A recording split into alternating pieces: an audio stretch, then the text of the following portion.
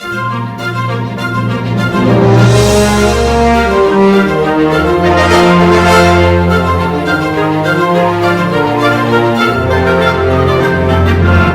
cute. Yeah. Fire away, Jack. Right. So, what was working with Cameron Wakefield like? Cameron? Yeah, he's Yeah. a great kid. I mean, I've not seen him since, but he was fun kid. Got along great. Saw him at the premiere, but he was another kid who always knew his lines, and I really appreciate that, because you're under the gun to get stuff done, and so he was a funny kid, good kid, always had his lines, was not a bully at all, very nice kid, and I've not kept track with him. I hope he's still acting because I thought he was a pretty talented kid. Mm. No, absolutely. No, it was really, really good. I really enjoyed the performance. So did you guys have to get permission from NASCAR or Richard Childress in the NASCAR Cup Series to have the bus driver wear a Dale Earnhardt baseball cap? Earnhardt. Absolutely. In films, you have to get clearances of anything that would be recognized by anyone. Otherwise, you could get sued. It's simple as that. You have to get permissions for everything. Before you even start shooting a movie, and this actually happened months in advance, people go through the scripts, and if you mention a product, they're like, we have to get clearance for that. If you suggest someone wearing a Dale Earnhardt cap, you have to get approval for that. The day you're shooting, if you don't have the paperwork to say you have approval for that, you don't wear that. A lot of independent filmmakers make movies and don't care. Like, see all this stuff back here? If this wasn't mine and I made a movie with all this, I'd be a lot of trouble if I didn't get it signed off on. A couple of years ago, there was a movie at Sundance that a guy shot it for like only 500 grand. It sold for 5 million.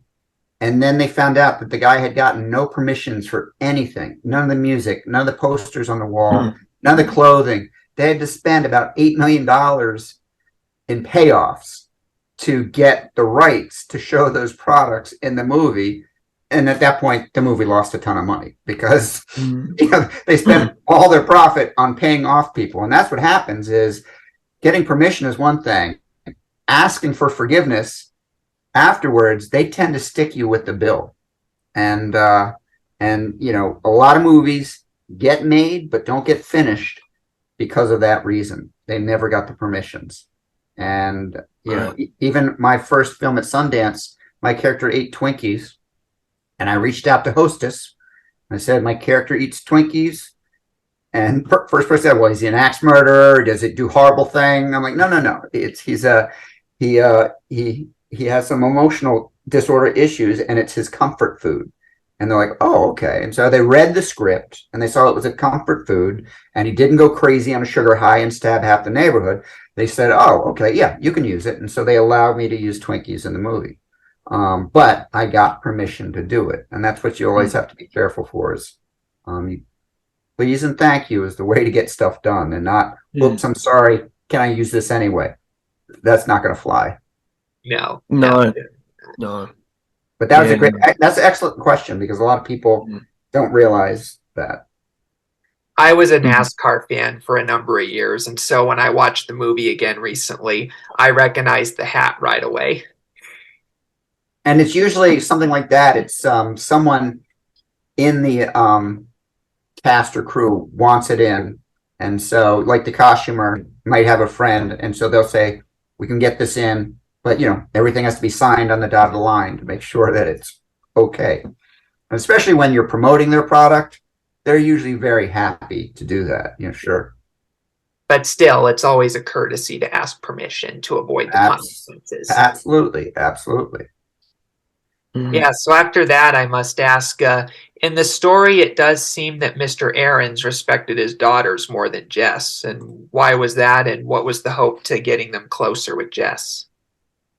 Well, again, my mother wrote the book and she created the characters, so I give her credit for that. But when people ask me the similarities between me and the Jesse Aarons character, I say, well, Jesse Aarons loved to draw and paint, loved to run, very close with animals, but very afraid of most people, terrified of his father, loved to run, and was very awkward in school. Well, that was me. So I shared all of those same qualities. I was afraid of my father because he was a minister. And if you think about it, when your dad works for God, you certainly don't want to tick off your dad because you might tick off God.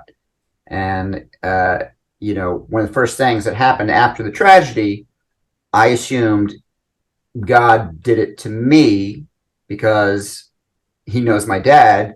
And obviously, if he was friends with my dad, he wouldn't have done that to me. So clearly I had done something wrong because my dad should have been able to protect me and my best friend and all my family because he worked for God. And so obviously I had done something wrong. And so I was always afraid of doing something wrong with my dad. My dad, sweet man, but very stoic, Scottish Presbyterian minister. He had a very mean, cruel father. So he was kind of distant from us as kids. And so did not have a close relationship with him as a child. It got much better as the years progressed. But for that, I was afraid of him. And I think a good portion of my mother's creating that character was the relationship between my father and me. Of course, my father didn't have a great relationship with his father, so it could have been that influence as well. It's very common in the world that children, at least, feel that a parent favors another. Whether it's true or not, as a child, there's always a little competition for the parent's love, and if you're thinking you're being slighted, you may exaggerate that slight on your level, whether it's there or not. But I think clearly, if you want to get down to the nuts and bolts of it, I think the father was being tough on Jess because he thought Jess needed to be tougher. And it's a tough world. There's farmers scraping by, and the last thing he needs is to have to baby someone. He has girls that he's going to take care of and protect, but he has a son that needs to step up and take charge. So Yeah, for sure. Fire away, Jack. So what was the main message behind Leslie beating the boys in the running race? the main message, that's a good one. Well, the main message is don't ever underestimate the power of a woman, I guess, is one of the simple things you can do. Yeah. But the simple fact is don't underestimate the unknown. These guys just assumed she couldn't run. And again, the girl, my friend Lisa Hill, was the only girl on the T-ball team, and she could knock that ball out of the park better than most of us guys.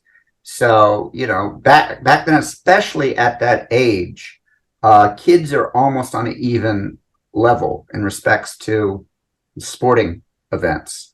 It's about that time where they start to separate, but in respects to there's a lot of intramural sports at that age when kids are so young, or they're on the same level pretty much before junior high, where they start separating the weak from the strong, and and creating those sports giants or sports legends to come down the road.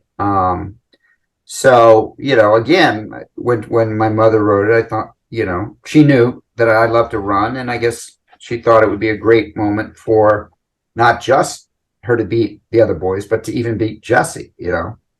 Jesse really had been, this was the thing he was going to do at school. He was going to beat everyone. He'd been training all summer, and then first day of school, a girl beats him, which again, not going to go well with his dad. When his dad wants to know, he's been running all summer and you lost to a girl.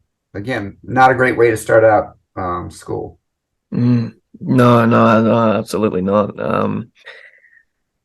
Going back to Janice, how did the audience receive the scene of Janice most likely befriending Jess at the very end of the film? It was very warmly received because, again, he was lost, and this was one of the few people that could understand his pain, not to the exact same level, but she knew how much he was hurting. And so, you know, it wasn't like, hey, let's sit down and chat, but she goes, I know you're hurting, pretty much. So, I want to offer you friendship. Yeah.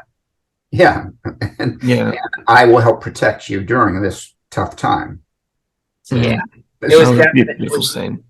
It was definitely a twist of character for sure. And that leads me to my other question, which is what was it like filming the scene where they trick Janice into thinking that someone wants to date her? Yeah, I mean, it's again very cruel, but very effective, and again, very common occurrence in that at that age group. You know, back then, even now, kids can be so cruel when they want to get back at someone, and if they can be super creative at it, you know, they can be victorious, but then of course you see that Leslie feels very bad about it afterwards. She sees that, you know, she's crushed this girl's spirit, and the goal was to crush her, but then it wasn't the greatest feeling to do that. You know, again, the audience loved it, but then once they find out what this girl's background is, they understand, you know, now the power that she had is gone, and now she's a joke, right? And so, you know, although she's still big, so she's still a bully, she can protect herself. You know, she's a wounded lion in a lot of respects. So, you know, kids can be the sweetest thing on the planet, and they can be the cruelest thing on the planet. That's the thing, especially at that age when you're just going from prepubescence to puberty. You can be the sweetest thing on two legs. You can be the meanest thing on two legs. And that's really where a lot of kids are deciding where their place in life is going to be. You know, I think usually you don't see that many bullies at 6 or 7. It's really 8, 9, 10, you know, where they're going, all right, how am I going to spend the next 10, 15 years of my life? Am I going to be a leader? Am I going to be a follower?